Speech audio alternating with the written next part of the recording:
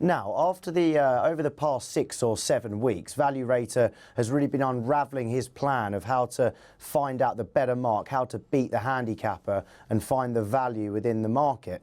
This week, he's going to be telling us exactly how to discount those early St Leger runners with a foolproof guide.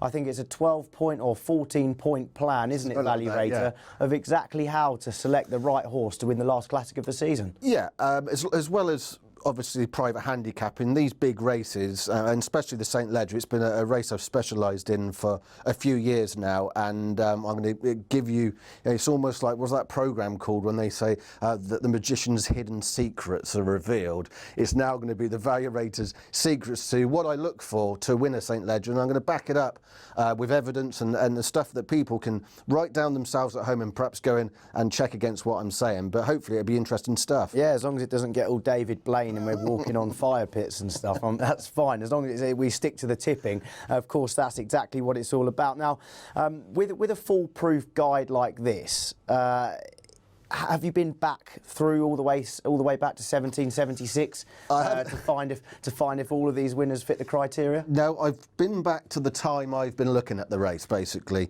I went back originally 10 years and kept on going. So I've gone back. The criteria I actually use, this hasn't been made up, this criteria, based on the last 12-year run-ins. It just happens to so, and people can check it at home. We're going to show it up in a moment, and you're going to go through it with me, Tom, is that in the last 12 winners of the St Leger since 2002, everything that's going to come up on your screen, the horse has achieved. Okay, so where do we start then? Point number one. Let's throw that up, if you will. Okay, so the requirement to win a St Leger, first of all, we need to require a horse to arrive in form, placed last time, which is quite simple in any, and this is important, in any group race. You can't, horses don't come in, and especially into a classic like this. The horse needs to be in form and was placed at least on its last run. Okay, so in form is categorised as placed last time out. At least. At least. Fine. Point number two, has won at least twice before the St Leger Stakes. This shows aptitude to winning. Now, that could be a maiden, a handicap, just that it knows how to get its nose in front. Knows how to win. You know, this is a gruelling race. Let's forget that this is run over 1 mile and 6.5 furlongs. It's a classic. It's a Group 1. To see him at least have won twice, you know, before they're going into this race. Okay, fair point, as you might say. Number three, now this is one that surprises me maybe, and one that might take a little more explaining for the viewers at home. Requirements to win the St Leger, number three, has had at least 4 to 6 runs, preferably this season. Experience is important. Now, I would say, oh, I like one that's a bit, you know, we don't know about, that's open to improvement, that's not been on the go for so long. But why the experience necessary here? Very important. I mean, so this is a tough race. I mean, you need to be streetwise.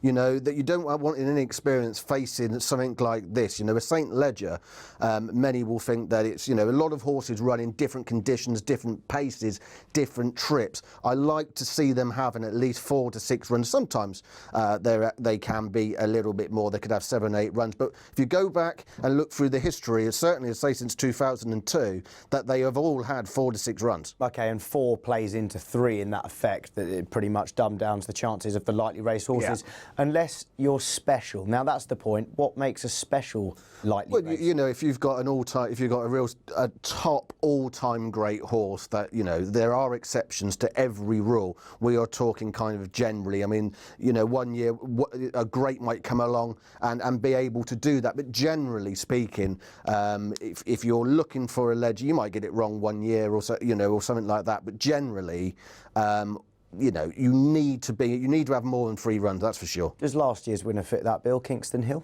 Kingston Hill fits all these bills that we could go through. As we go through the list, you go back and see is the distance he started off running, where he went to, unexposed at the trip, going forward. As we go through, and we're come to perhaps you'll see the pattern Yeah, well, worth tweeting, whilst we roll that on to point number 5, worth tweeting us in the meantime, whether you've got a St Leger that you think might have slipped the net, slip Value Rater's foolproof guide to the St Leger. If you've got one that slipped the net, do let us know. Tweet us at Value Rater. As we roll on to point number 5, speed is paramount. Prior winner at 1 mile or 1 mile 2 furlongs is essential. Now I'm thinking, but Value Rater, this is 1 mile 6. Surely it's all about stamina. No, absolutely not. I mean, you need to have speed to win this race, and that's the one thing I look at. If you go back and watch all the Legers, there is a moment in the race when, and not just really the Leger, in any group race, you need a bit of speed. There's a sudden turn of foot, isn't there, that puts the race to bed. And if you're a plodder, you won't be winning any St Leger.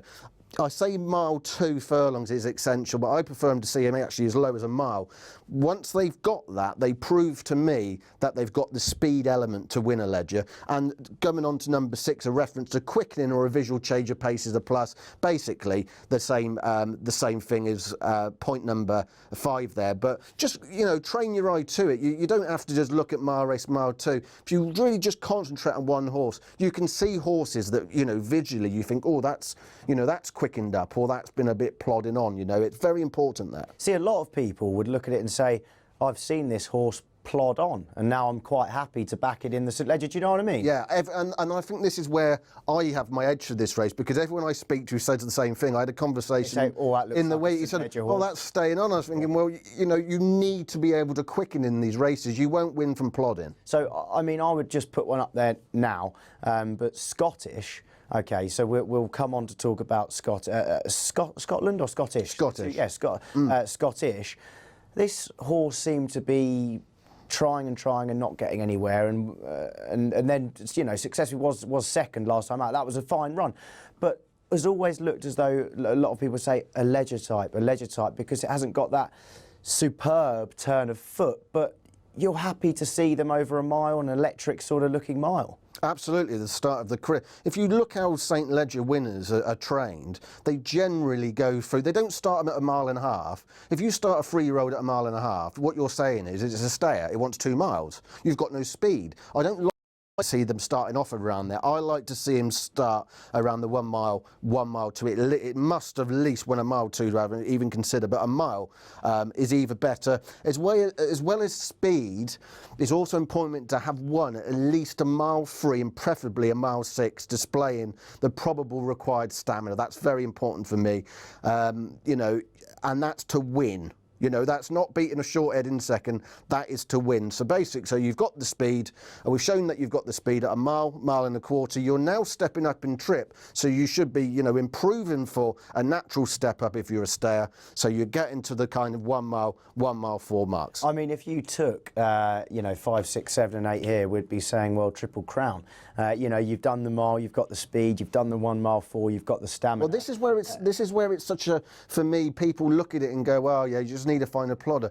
Do you see what I mean? The kind of horse that I'm saying you need, and I say, people at home, go back and look. If you think I'm talking nonsense, you will see this theme of happening. It's a remarkable horse that wins the Leger for all of these reasons. Yeah, see, now I'm already thinking Storm the Stars, Mr. Singh, Balios. Are these the Value Rater? Are they meeting the foolproof Value Rater bill, or are they plodding? Well, we'll talk about the contenders in just a moment. Before we do so, we have covered 8, but let's flip back to 7 Value Rater. This is one that's flagged up in you know, plenty of tipping articles, but just explain why we must see a first or second in a group race. First or second in a group race, I prefer them to win, but a second will. It just basically proves this is a Group 1 classic. It proves you've got the class. Okay, simple as that. Rolling on to number 9, winners over 1 mile 6 furlongs and 2 miles have won the Leger. So there's your plodders. But a first attempt at the Leger distance has overall proved beneficial, with immense improvement usually forthcoming for the step up in trip. Now, I suppose what we're saying is you, or what you're saying, not to put the words in my mouth, Value Rater, but you're happy to back the horse that's unproven at the distance, and you just expect that to come along. Yeah, and that's important for me. There have been a couple of examples of horses winning the mile 6 2 mile, like a Queen's Vase. Leading light For one. But the difference is it's not a handicapper winning a mile 6 and 2 miles. You know, they're not in a handicap winning. It's a group race, you know, and they've got that extra. It doesn't always, but generally, if the horses ran over those kind of distances, I want to take them on.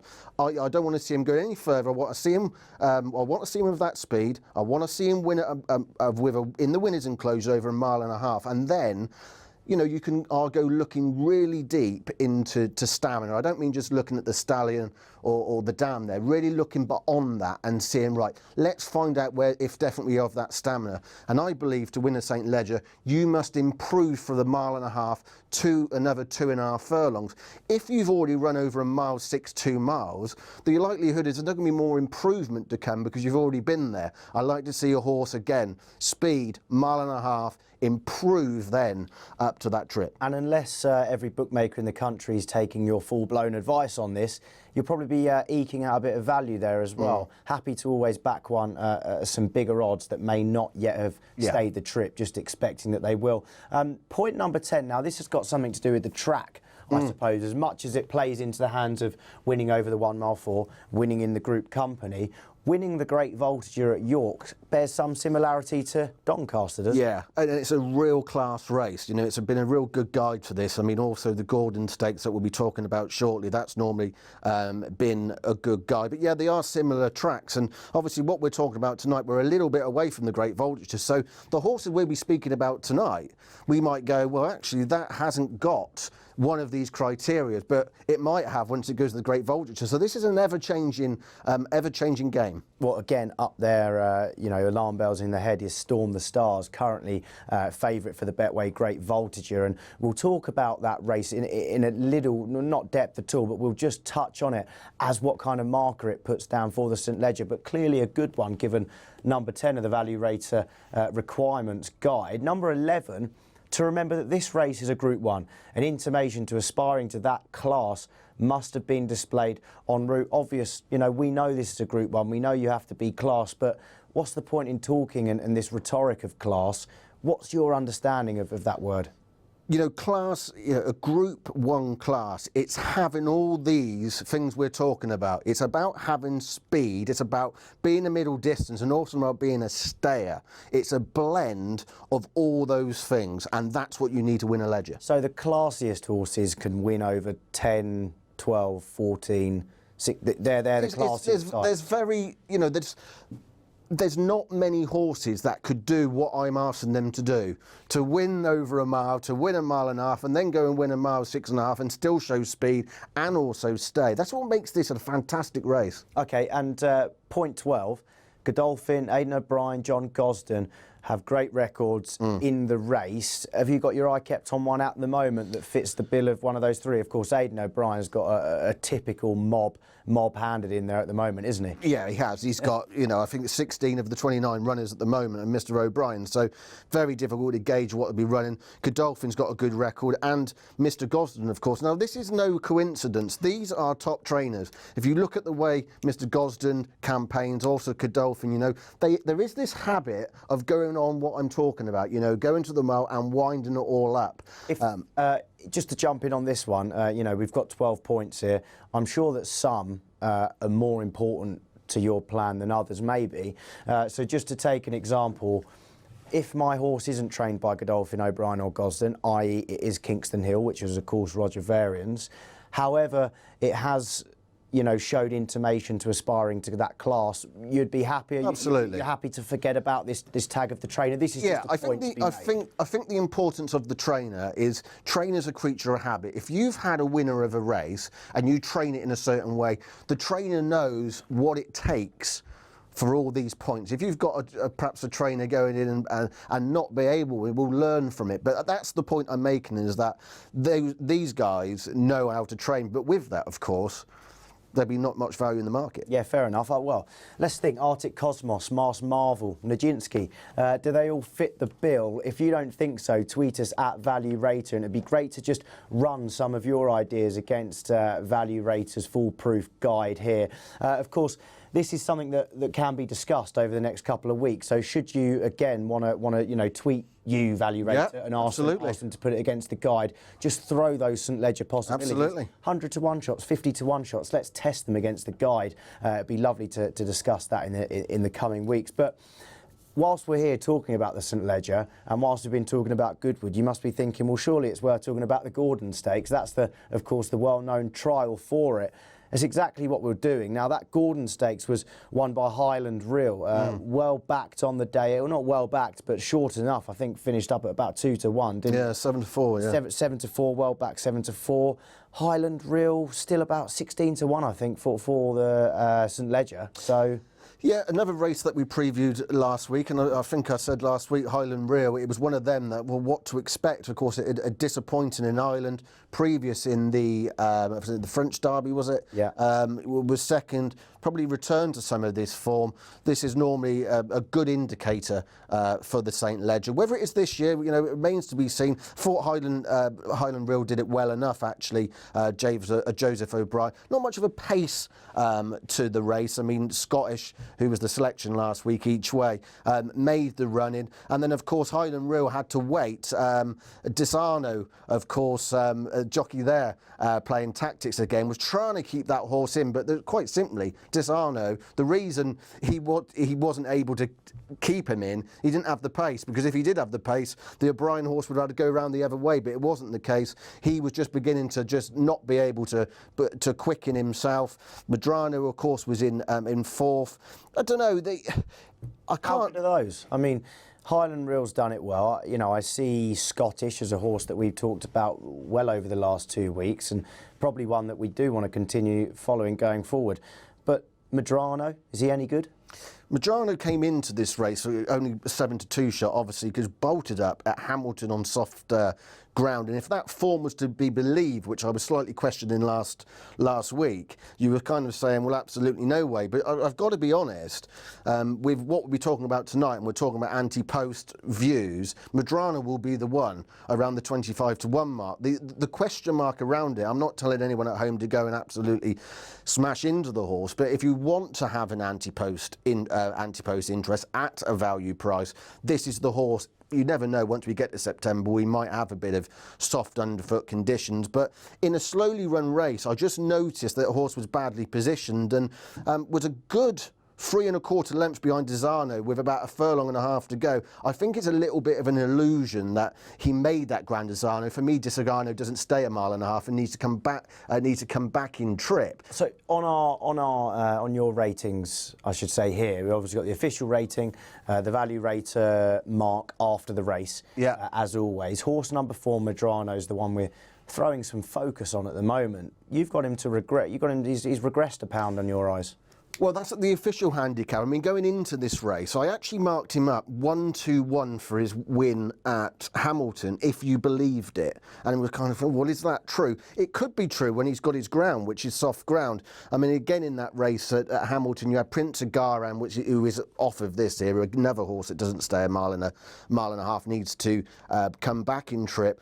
I just think he's interesting. And I say this a lot, if you watch the tape back on the replay, he is one making the most ground, and he really is getting himself going. When they've gone past the line in the pull-up area, he's shot past everything, and he really was at pains, Fergal Lynch, to pull this horse up. And I think he's the one that will be, probably people will look at and go, cool, blimey, that was really disappointing. But just go, he did. I know the form in behind might look suspect, but he was impressive. And go take Medrano back to, I think it was Chester. He was only half a length behind Storm the Stars. Storm the Stars is 5 to 1, let me remind you at home, and this horse at 25 to 1, he might just be getting overlooked. But from this race, I'm not sure what conclusions, in a few weeks' time when we look at the Vulture or something like that, we might become a little bit more clear. But certainly at the moment, the 25 to 1 about Medrano, I think it's worth a small investment. Fair enough. Those top 4 horses, of course, we are really looking ahead to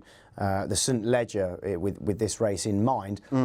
what is the one thing that each of those horses, I mean, they might not all have to, but what is the one thing, for example, Madrano has to do? What's the one thing Scottish has to show you? What's the one thing Highland Real might do before the St Leger to make him one of your picks, Value Rater? Yeah, well, Highland Real has obviously fitted the bill now of winning over the mile and a half. I'm pretty sure he's won over a lot shorter as well. He's obviously got He won the vintage stakes over a mile, I think, wasn't it? Exactly. As a 2-year-old. So he did show class on the day there. He's got the speed.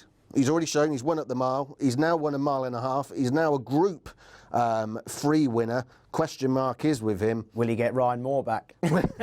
or secondly, more importantly, will he improve for another 2.5 furlongs? Now, I'm not fully convinced they're going to run for this race, because the feeling was beforehand is that they didn't think he'd get a mile and a half. And that's why they went for the French mile 2 race. Yeah, absolutely. So that's got to be in the back of your mind. But no, Scottish in second.